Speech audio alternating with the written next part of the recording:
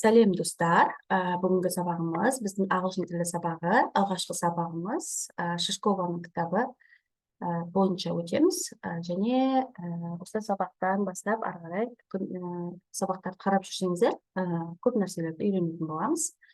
Жаңа сөздерді жазып алсаңыздар болады. Бұл бірінші сабақтың жаңа сөздері, олар a cat, a cap, a bat, a bag. Және келесі маңызды деген жаттығуларды сіздерге жасап көрсетейін. Мұнда a cap, кепка сөзі, мұнда a bag, ол сөмке, a cat мысық, a bat жарғанат деп белгілеп қойған. Екінші сабақта бізде make a cake, cake депті. Жаса, торт, cake мағынасы. Осы жерде айта кететін грамматика бойынша сіздерге кішкене түсіндірейін. Қазақ тілінде бұйрық райып деген бар, бізде бір нәрсені бұйырамыз. Оқы, жүр, тұр, биле, тамағыш деген сияқты. Сол сияқты бұл жақта да ағылшындарда да бұйрық райда бірінші етістік қойылады. Мысалға, мына сабақта тақырыбы make. Make деген жасау негізінде. Make a cake, ол торт жаса деп жатыр. Make a cake, ол торт жаса деп жатыр. Яғни, етістіктен басталған сөйлем, ол бұйрық рай, яғни бір нәрсені істе деп бұйырады. Ары қарай уже please, өтінем деп сыпайы түрде айтуға болады. Мысалға, бар десеңіз go, мектепке бар, go to school. Тағы да play, ойна, балалармен ойна, play with children деп айтсақ болады. Балалармен ойна, есікті аш, open the door, есік деген. Яғни, осылай, егер біздің сөйлемдеріміз етістіктен басталатын болса, онда оны бұйрық рай дейміз, яғни бір нәрсені бұйырады істе деп. Make жаса, go бар, play ойна, open аш деп. Егер осылардың алдына don't деген сөзді қоя салатын болса, оны біз жасама деп бұйырамыз. Жасама деп бұйырамыз. Мысалға, don't make a cake. Торт жасама. Don't go to school. Мектепке барма. Don't play with children. Балалармен ойнама. Don't open the door. Есікті ашпа деген сияқты. Осылай да жасауға болады. Бұл бұйрық рай. Мұнда Кейт деген қызға make a cake деп торт жаса деп атады. Бұл жердегі жаңа сөздер ол Кейт мұна қыздың аты, Джейн мұна қыздың аты, a plate ол тарелке, тарелка, a cake торт, пирожный, take деген етістік, алу деген make ол жасау деген етістік. Онда жаттығулар жасап көрейік. Онда анасы қызына не деп жатыр? Кейт, take a cake. Кейт, алшы торт, немесе пирожныйды ал деп жатыр.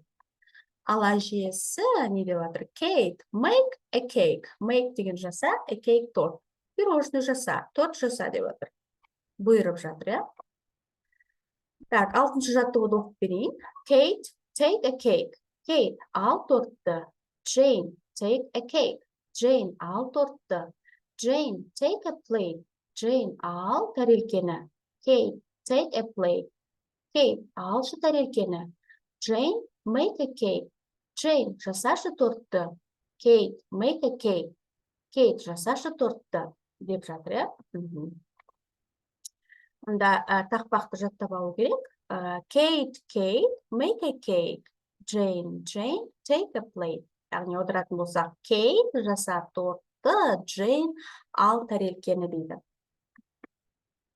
Үшінші сабақта тақырыбы a lamp and a table. A lamp деген ол лампа, a table стөл. Мұндағы жаңа сөздерді сөздік дәптерімізге жазып алайық.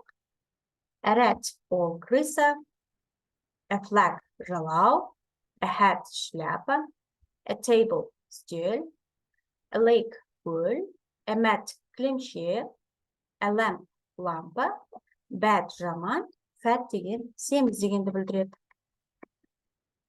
Жаттығулар жасап көрейік осылармен қатысты. Тағы айта кететін бір нәрсе, A әріпі бізде ашық буын және жабық буын деген сөздер бар ғой. Ашық буын деген бізде ол дауысты әріпке аяқталса ашық буын дейміз, иә. Ал жабық буын деген ол дауыссыз әріпке аяқталған сөзді айтамыз. Яғни дауысты әріпке аяқталып ашық буын болса, ол алфавиттегі аты E ғой, тура солай оқылады. Міне мына қатарда Jane, Kate, Lake, plate, cake, make, table, take. Ал жабық буын болса, онда Ә деп оқылады. Cat, bed, pet, rat, bat, bag, lamp, flag, mat, hat деп. Осыған мән беріп жүріңіздер. And деген және деген сөз.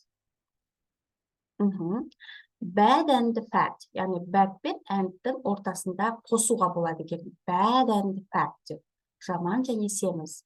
A cat and a rat. Үшеуін бірден қосуға болады екен. Мысық және крыса. A bad fat cat and a bad fat rat. Жаман семіз мысық және жаман семіз крыса.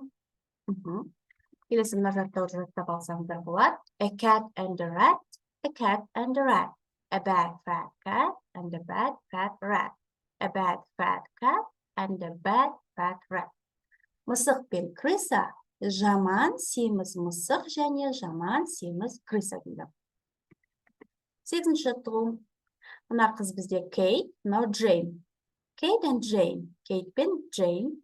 Make a cake, Kate. Kate деген сөз қоямыз. Жасашы тортты Kate. Jane, take a, бұл тәрелке, plate, take a plate. Jane, ал тәрелкені. Jane, take a cake and a plate. Jane, алшы торт пен тәрелкені. Kate, take a bag. Kate, алшы сөмкені деп жатыр. Так, мұнда оқып шығуымыз керек. Жақсы, осы 3 сабақпен тоқталайық.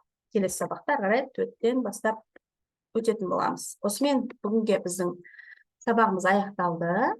Қайталап айтатын болсақ, біз бүгін ағылшын тілін Шишкова авторының шығарған «Английский для младших школьников» деген кітаптың 1-ші томының алғашқы сабақтарын өттік. Келесі сабақтарда ары қарай сіздерге осыны түсіндіретін боламын. Жақсы. Келесі сабақта кездескенше сау болыңыздар. Goodbye. See you next lesson.